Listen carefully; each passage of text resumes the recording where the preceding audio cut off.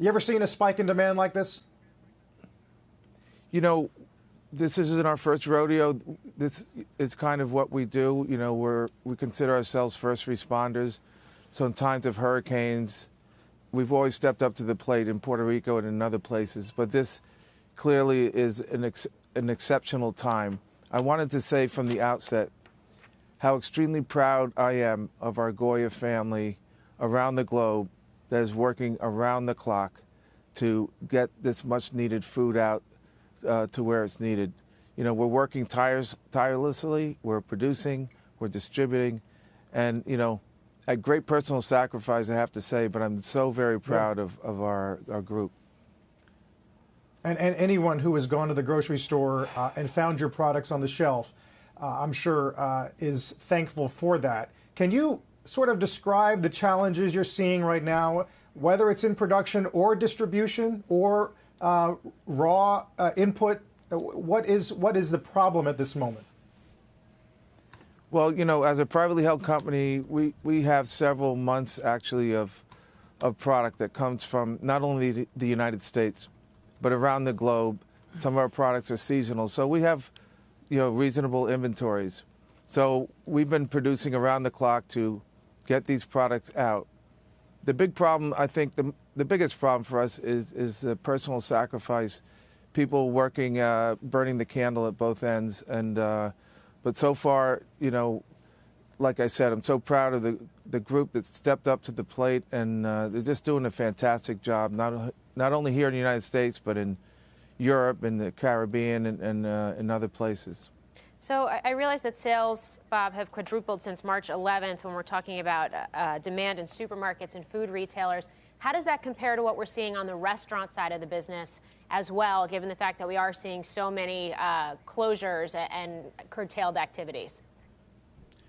You know, we're kind of recession-proof. When things are bad, people stay home to eat. Several years ago, restaurant sales dollars surpassed grocery dollars. So what we're seeing now, of course, is with everyone sheltering in, a tremendous upsurge in home eating at home, and yet, of course, the restaurants are taking it, you know, a direct hit. To keep up with the demand that you're talking about, and the fact that I know you mentioned employees burning the candle at both ends and the personal sacrifice that comes with that, in terms of being able to ramp up the production, what does that mean in terms of additional costs? Or is this something that you're able to, I guess, address or adjust pretty easily, given the fact that you do have past experience? We have very modern factories. We've always invested in our facilities to go faster and faster. So that investment is already there. You know, running extra hours, overtime, our costs have increased in labor. We're paying wages, you know, well beyond what the politicians say, because it's you know, free enterprise. The cost of transportation, you know, transportation has gotten very expensive to move product with our product, which is heavy and less costly than shipping an iPhone or a piece of clothing. Looking at a live shot here of the White House briefing room, where we are expecting a briefing sometime, we think, in the next hour. Bob, we've seen a lot of cross-border traffic reduced down to non-essential goods, whether it's in Europe, U.S., Canada. What kind of impact is that likely to have on ag supply?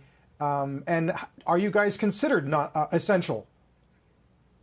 I think we're very essential. You know, beans, for example, which the majority come from the United States. There's a bean belt that goes across the United States. And 90% of our products come locally from New York, Michigan, and throughout the country. So we have that product available. And beans, for example, luckily they are essential. And at the same time, they have protein, fiber, antioxidants, phytonutrients. When you combine with rice, you have a complete protein. So fortunately, and that's a lot of things that we focus on, is low sodium, organic. We're expanding the line in those areas, focusing on the quality that beans, in fact, beans have been recommended by a lot of the experts out there, you know, stay at home, eat beans. So it's really a protein and a very healthy one. When retailers call in and make an order now, I assume they're having to get in line. How are you prioritizing those things? We're having to limit what we're trying to make sure that everybody has a piece of the pie, or if customers need to pick up, we're making that available. We do DSD, direct store delivery, where we're ordering today, loading tonight, and delivering tomorrow, door to door. Bob, what's the best-selling item right now? Our beans are, we can't flying off the shelves. Sometimes our trucks arrive at stores and they're not even making it into the stores. People are taking product off the trucks, of course, the supermarket employees, and then selling them actually on the sidewalk.